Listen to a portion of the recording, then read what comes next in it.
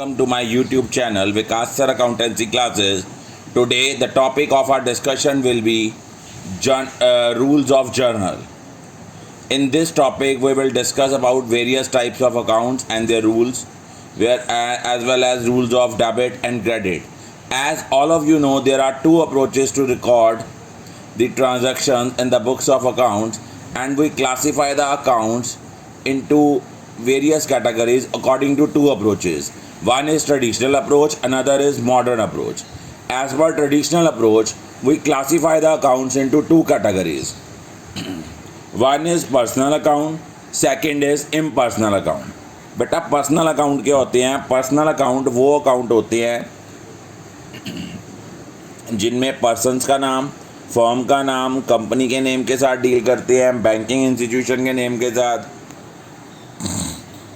Club के name के साथ, कैपिटल अकाउंट के साथ डील करते हैं, ड्राइंग, डेटर्स एंड क्रेडिटर्स।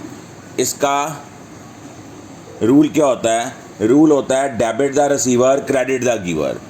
उसके बाद इम्पर्सनल अकाउंट की दो सब कैटेगरीज हैं, real account and nominal account.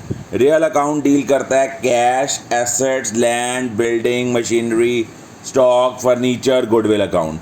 बेटा रियल अकाउंट का रूल क्या होता है? रियल अकाउंट का रूल होता है debit what comes in, credit what goes out.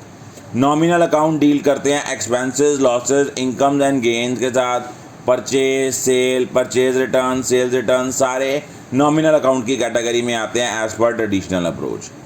इसका रूल है debit all expenses and losses, credit all incomes and gains. एक चीज़ याद रखना, पर्सनल अकाउंट में हम लोग क्या करते हैं? रूल है debit the receiver, credit the giver. It mean जो पर्सन बिजनेस से कुछ रिसीव कर रहा है उसको हम डेबिट करेंगे, जो पर्सन बिजनेस को कुछ दे रहा है उसको क्रेडिट करेंगे। रियल अकाउंट का रूल है debit what comes in, credit what goes out. इसका मतलब अगर हम लोग कोई कैश, कोई प्रॉपर्टी, कोई एसेट बिजनेस में आता है उसको डेबिट करेंगे, और जो चीज़ आउटसाइड द बिजनेस जा रही है उसको क्रेडिट करेंगे। नॉमिनल अकाउंट का रूल होता है जितने भी एक्सपेंसेस और लॉसेज हैं डेबिट होंगे और सारे इनकम्स और गेन्स क्रेडिट होंगे। मॉडर्न अप्रोच के अकॉर्डिंगली हम अपने अकाउंट्स को 5 कैटेगरीज में क्लासीफाई करते हैं: एसेट, एक्सपेंस, लायबिलिटी, रेवेन्यू और कैपिटल। एसेट और एक्सपेंस का रूल क्या है कि अगर बेटा वो इंक्रीज़ होंगे तो डेबिट होंगे, डिक्रीज़ होंगे तो क्रेडिट होंगे। लायबिलिटी, रेवेन्यू और कैपिटल का रूल क्या है? इंक्रीज़ होगी तो क्रेडिट होंगे, अगर डिक्रीज़ होंगे तो डेबिट होंगे। उसके बाद नेक्स्ट आती हैं जर्नल एंट्रीज। जर्नल एंट्रीज में पहला आता है कैपिटल इंट्रोड्यूस्ड इनटू बिजनेस। अब इसकी जर्नल एंट्री बनती है cash account debit to capital account, और नीचे नरेशन लिखना हर जर्नल एंट्री के नीचे मैंडेटरी है। तो हमने लिखा बीइंग कैपिटल इंट्रोड्यूस। उसके बाद देखा जाए तो आपने कैश को डेबिट क्यों किया? क्योंकि ये एक एसेट है, और जब एसेट इंक्रीज़ होता है एज पर मॉडर्न अप्रोच हम इसको डेबिट करते हैं। कैपिटल को क्रेडिट क्यों किया? क्योंकि अगर एज पर मॉडर्न अप्रोच अगर कैपिटल इंक्रीज़ होती है उसको हम क्रेडिट करते हैं। उसके बाद है goods purchase for cash. Journal entry होती है purchases account debit to cash account. Being goods purchase for cash, इस एंट्री में परचेज को डेबिट इसलिए किया क्योंकि ये एक्सपेंस है, और एक्सपेंस अगर इंक्रीज़ होगा एज पर मॉडर्न अप्रोच तो वो डेबिट होगा, और कैश आपका एसेट है, and whenever there is a decrease in asset it will be credited. Next entry है purchase goods from messrs Kapoor and sons. It mean हमने credit में चीज़ें खरीदी हैं, एंट्री आएगी purchases account debit to Kapoor and brothers. Being goods bought on credit, इस entry में purchase को डेबिट क्यों किया? क्योंकि ये एक्सपेंस है, और एज पर मॉडर्न अप्रोच अगर कोई आपका एक्सपेंस इंक्रीज़ होता है उसको हम डेबिट करते हैं।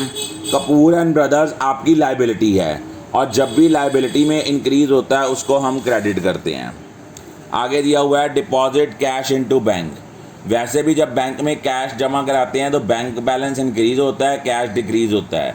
बैंक डेबिट होगा, कैश क्रेडिट होगा, क्योंकि बैंक एक आपका एसेट है, एसेट फॉल कर रहा है तो वो आपका आपका एसेट है वो इंक्रीज़ कर रहा है, वो डेबिट होगा।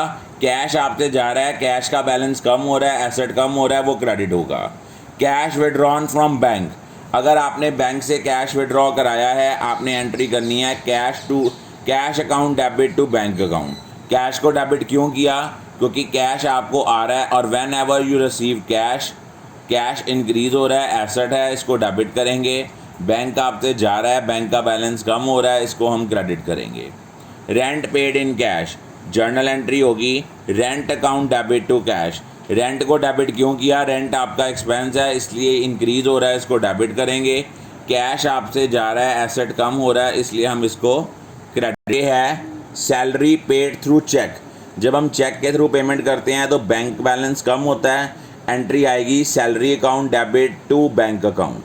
अब सैलरी को डेबिट क्यों किया? सैलरी आपका एक्सपेंस है और एज पर मॉडर्न अप्रोच अगर आपका एक्सपेंस इंक्रीज़ होता है उसको हम डेबिट करते हैं। बैंक बैलेंस कम हो रहा है, आपका एसेट है, इसलिए हम उसको क्रेडिट करेंगे। नेक्स्ट है रेंट आउटस्टैंडिंग। आउटस्टैंडिंग का मतलब है ड्यू है बट पे नहीं किया। इट मीन्स ये आपकी लाइबिलिटी है, तो जर्नल एंट्री बनेगी rent account debit to rent outstanding.